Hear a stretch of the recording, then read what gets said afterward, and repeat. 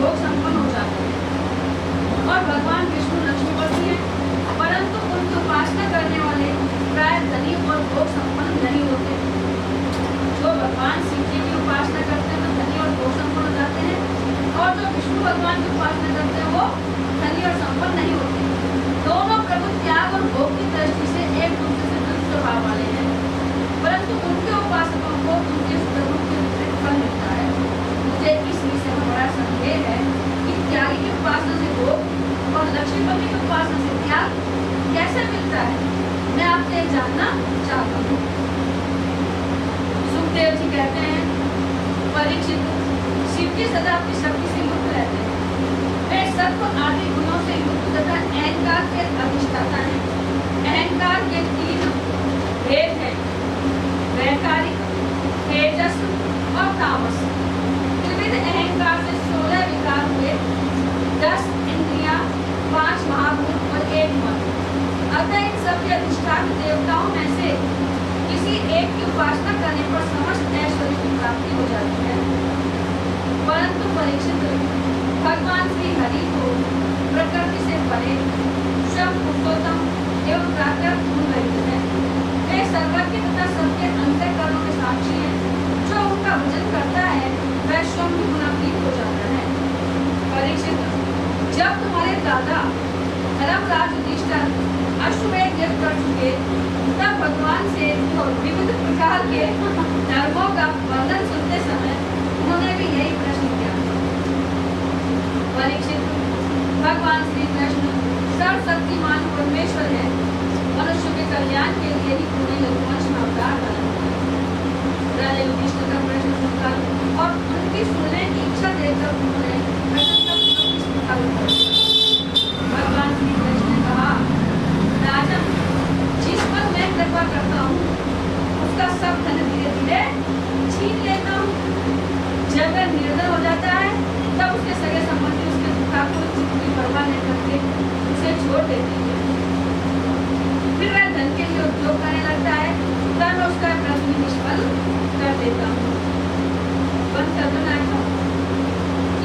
इस प्रकार बार बार असफल होने के कारण जब धन कमाने से उसका मन विरक्त हो जाता है, उसे दुख समझकर वह उधर से अपना मुंह मोड़ लेता है और मेरे प्रेमी भक्तों का आश्रय लेकर उनसे मेल जोल करता है।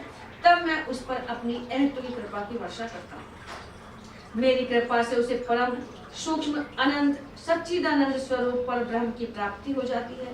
इस प्रकार मेरी प्रसन्नता, मेरी आराधना बहुत कठिन है। इसी से साधारण लोग मुझे छोड़कर मेरे ही दूसरे रूप अन्य देवताओं की आराधना करते हैं। दूसरे देवता आशुतोष हैं, वे झटपट पिघल जाते हैं और अपने भक्तों को साम्राज्य लक्ष्मी दे देते हैं। उन्हें पूछी कि जब भगवान शिव के पास में गए, उनको तो धन है, इसमें लक्ष्मी मिल जाए, जब तेरे पास कुछ नहीं है, बिल्कुल वो आएंगे विरक्त है। और भगवान जो विष्णु की उपासना करता है उनका धन छीन लिया जाता है। ये क्या कारण है भाई? जो के पास कुछ नहीं है वो सब मिल रहा है, और जो के पास सब कुछ है वो अपना छीनता है।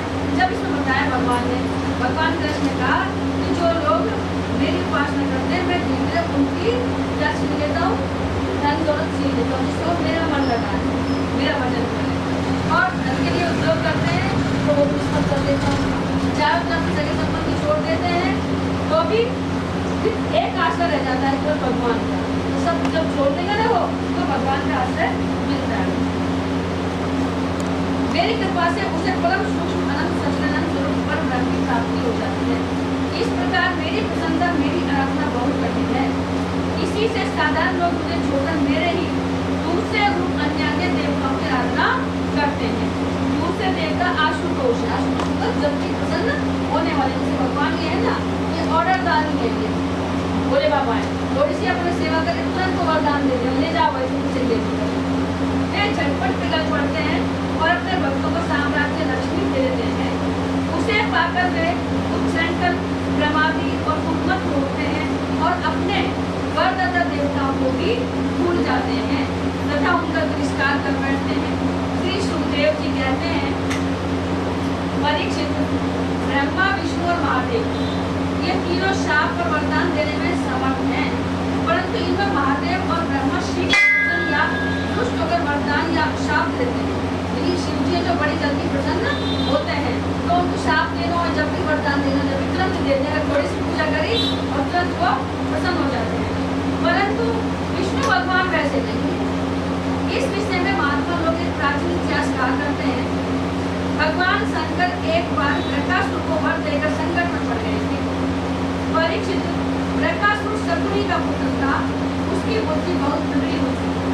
एक दिन कहीं जाते समय उसने देवश्रीनाथ को देख लिया और उनसे पूछा कि तीनों देवताओं में झटपट प्रसन्न होने वाला कौन सा है, ब्रह्मा विष्णु महेश में से?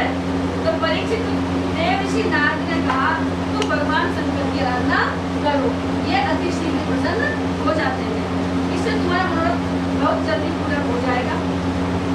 वे थोड़े ही गुणों से शीघ्र प्रसन्न और थोड़े ही अपराध से तुरंत क्रोध कर बैठते हैं। रावण और बाणासुर ने केवल बंदीजनों के समान शंकर जी कुछ स्तुतियां की थी, इसी से वे उन पर प्रसन्न हो गए और उन्हें अतुलनीय ऐश्वर्य दे दिया। बाद में रावण के कैलाश उठाने और बाणासुर के नगर की रक्षा का भार लेने से वे उनके लिए संकट में भी पड़ गए। नारद जी का उपदेश पाकर वृकासुर केदार क्षेत्र में गया और अग्नि को भगवान शंकर का मुख मानकर अपने शरीर का मांस काट कर उसमें हवन करने लगा। रावण ने तो अपने सिर काट के भगवान को चढ़ाए थे और इसने अपना मांस काट के अग्नि में हवन करने लगा। इस प्रकार 6 दिन तक उपासना करने पर भी जब उसे भगवान शंकर के दर्शन नहीं हुए तब उसे व्रत हुआ। 7वें दिन केदार तीर्थ में स्नान करके उसने अपने फीके बाल वाले मस्तक को कुल्हाड़े से काटकर हवन करना चाहा। मांस काट कर थोड़ा किलो बनाना है, अब सिर काट के कुल्हाड़े से और हवन करना चाहा। परीक्षित जैसे जगत में कोई दुखवश आत्महत्या करने जाता है तो हम लोग करुणावश उसे बचा लेते हैं कि भाई तुम मत मरे, तो ऐसे जब सिर काटने लगो तो भगवान शिव जी आ गए। वैसे एक परम दयालु भगवान शंकर ने वृकासुर के आत्मघात के पहले अग्निकुंड से अग्निदेव के समान प्रकट होकर अपने दोनों हाथों से उसके दोनों हाथ पकड़ लिए और गला काटने से रोक दिया। उनका स्पर्श होते ही वृकासुर के अंग छोटे पूर्ण हो गए। भगवान शंकर ने वृकासुर से कहा, प्यारे वृकासुर बस करो, ये बहुत हो गया है, अब ज्यादा तुम तपस्या मत करो। मैं तुम्हें वर देना चाहता हूँ, तुम मुँह मांगा वर मांगो। अरे भाई, मैं तो अपने शरणागत भक्त पर केवल जल चढ़ाने से ही संतुष्ट हो जाएगा। जब तुम्हें एक मिनट जरा सब समस्याओं का तो बोले बाबा तुरंत प्रसन्न हो जाए, थोड़ी सी बात। परीक्षित भला तुम झूठ मूठ अपने शरीर को क्यों पीड़ा दे रहे हो? परीक्षित अत्यंत पापी वृकासुर समस्त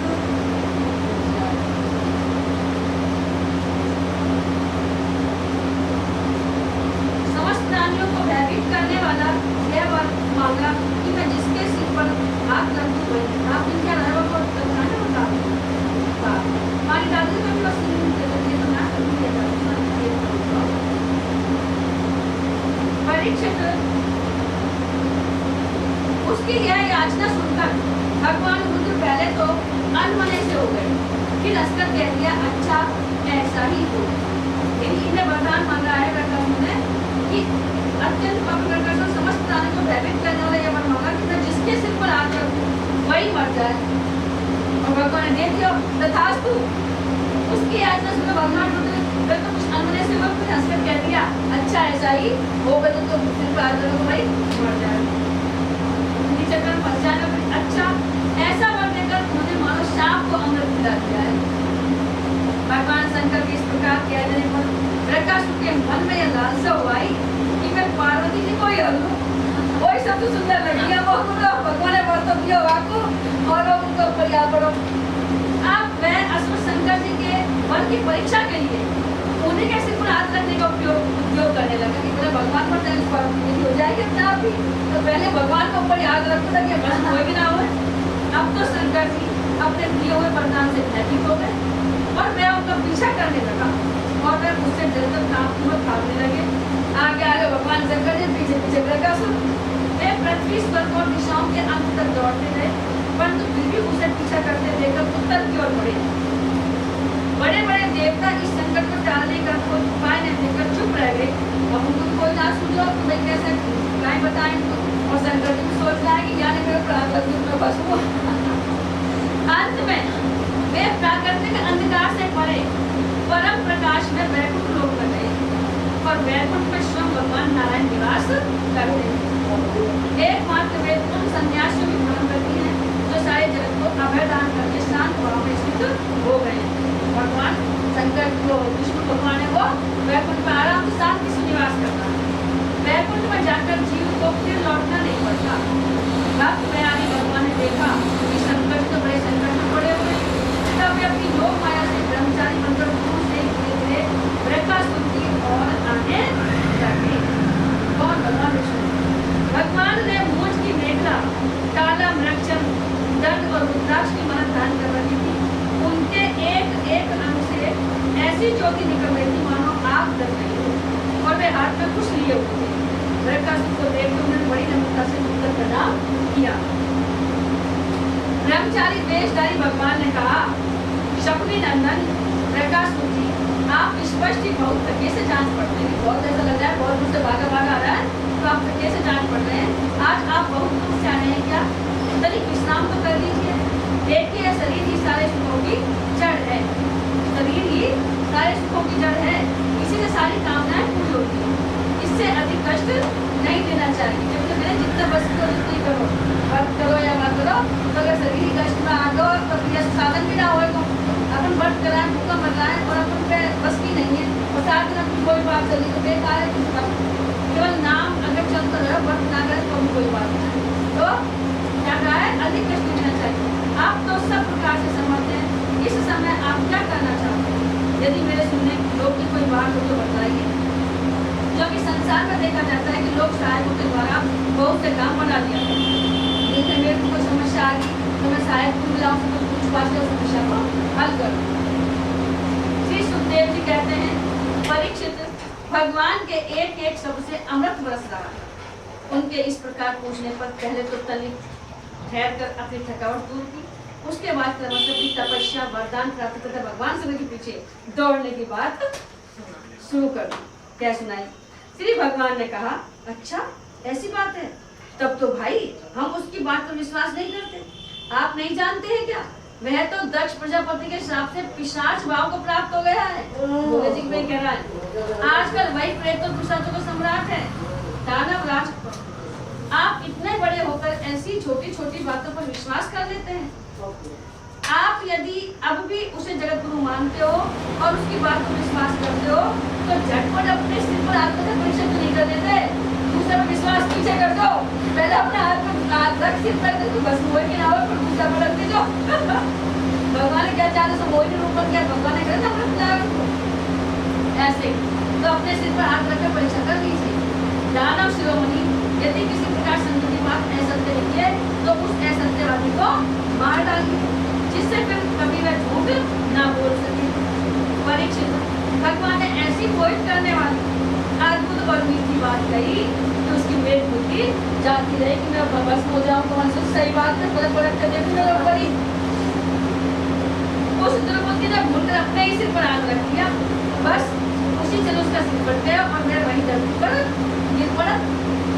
उस पर बिजली गिर पड़ी। वो उस समय आकाश में देवता लोग जय जय नमो नमे साधु साधु के नारे लगाने लगे। वो मर्दों ने तो सब जय जयकार कर रहे थे।